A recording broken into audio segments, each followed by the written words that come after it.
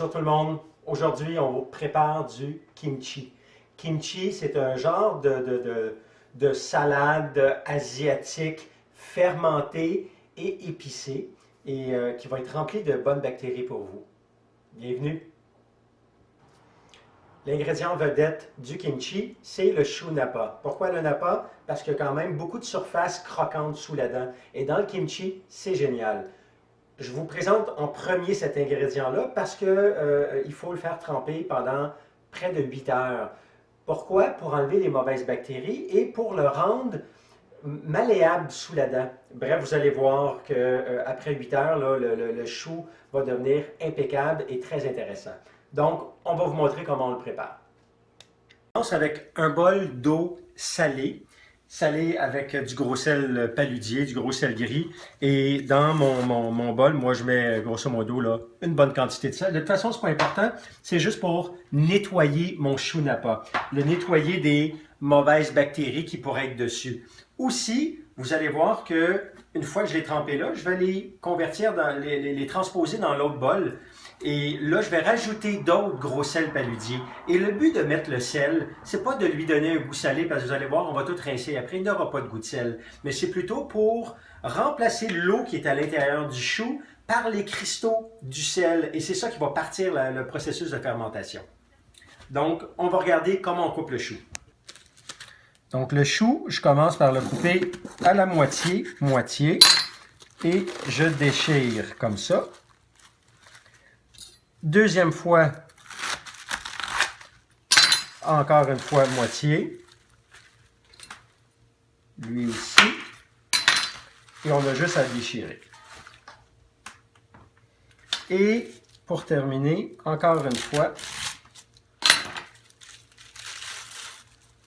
Comme ça.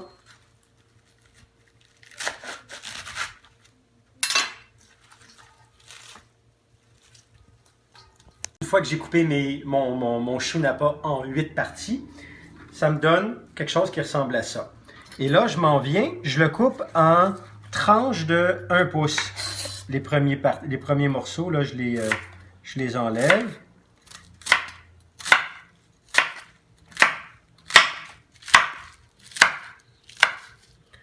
Et c'est ça que je vais tremper dans mon eau. Comme ça. Je fais un premier trempage et après ça, je transfère dans mon autre bol.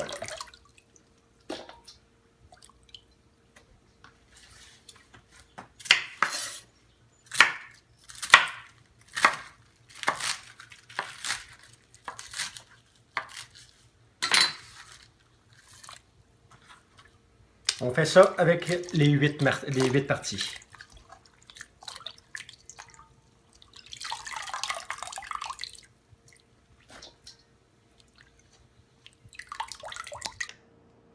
Donc, après, quand je prends mon chou qui a été coupé, pré-coupé, puis je le transfère dans l'autre, tout dépendant, ici, j'ai un très gros bol. Donc, à chaque 2-3 choux, on doit venir mettre du gros sel quand même pas mal sur mon chou.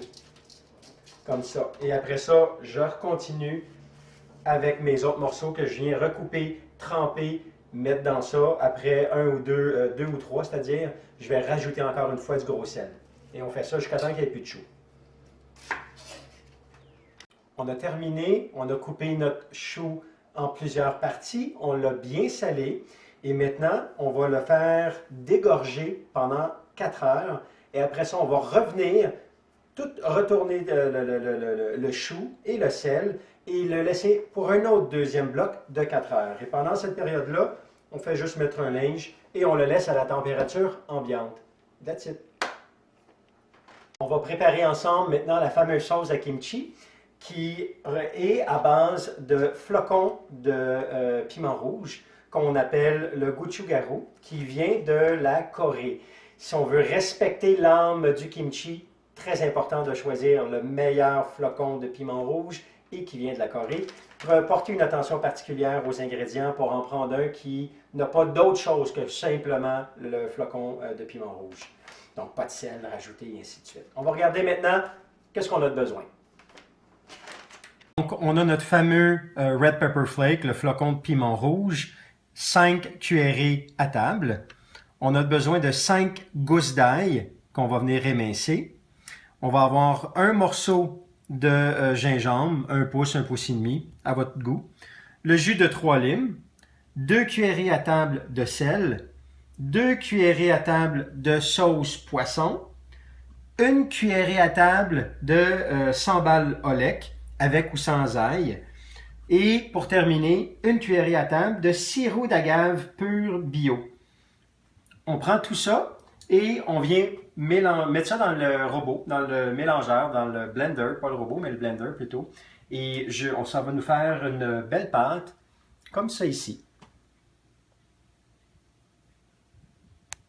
Ça fait très longtemps déjà que mon chou napa est en train de dégorger dans le côté. On va préparer tout de suite les autres ingrédients qu'on a besoin pour notre recette. Radis daikon et échalote. Radis daikon, juste un point. On voit ici, je ne sais pas si vous le voyez vous autres, là, mais il y a une partie ici très colorée.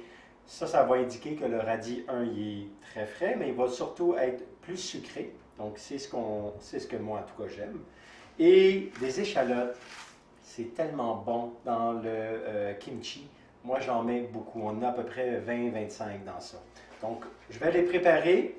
Vous pourrez regarder comment je coupe ça. Et ce qui est important, c'est de la façon dont on les coupe. C'est ce qui fait que c'est si agréable sous la dent. Donc, portez une petite attention. Voilà, on commence.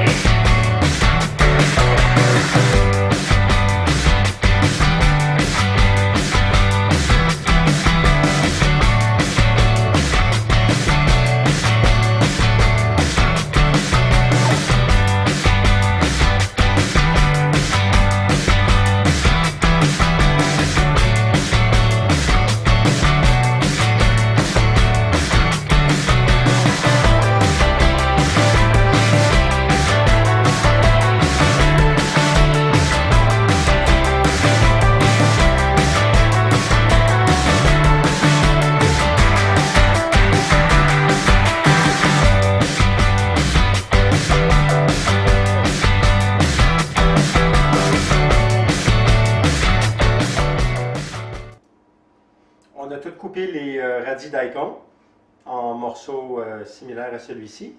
Et on va aussi devoir les faire dégorger, mais pas très longtemps. Je vous dirais 30 minutes, c'est parfait, amplement suffisant. Donc, on y va et on met dans les daikons aussi un peu de sel.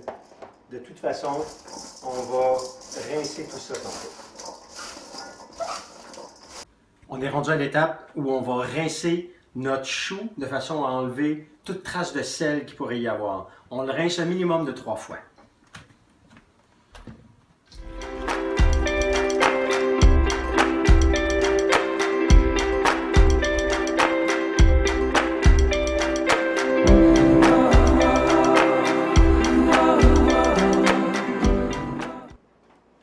Donc, on a terminé. On a rincé 3 fois notre chou napa ainsi que notre radis daikon.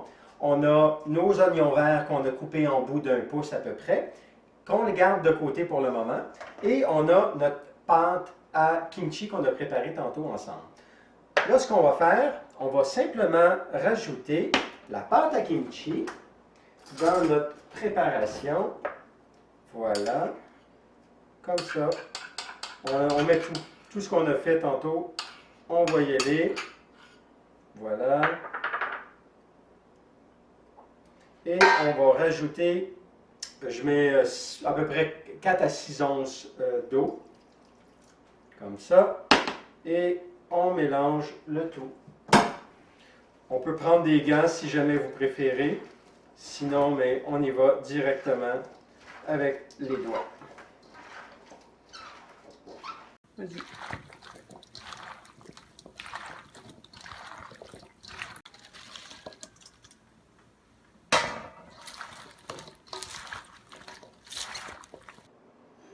Donc, on a tout bien mélangé.